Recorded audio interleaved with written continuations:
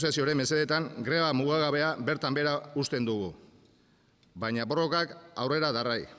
Langile kopuru handi baten babesa jasota eman du greba amaitzeko erabakiaren berri Azpeitiko Korrugados lantegiko enpresa batzordeak.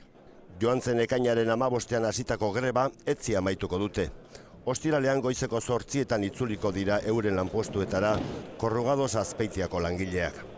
Hortik aurrera, orain artean izan ez dituzten negoziazioak abiatu nahi dituzte zuzendaritzarekin. Negoziaketarako badugu proposamena.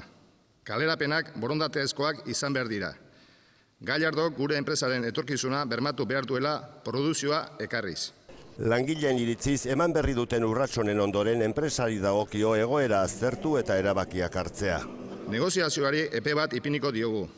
Epea akordiorik gabe bukatu ezkero kalera aterako gara berriro. Joan zen abenduaren 12ean Euskadiko Auzitegi Nagusiak atzera bota zuen Korrugados Azpeitiako zuzendaritzak aurkeztua zuen enplegu erregulazio txostena. Handik 10 egunera Donostiako lan auzitarako epaitegiak baliogabe utzi zuen enpresak langileentzako erabakitako 135% soldata murrizketa.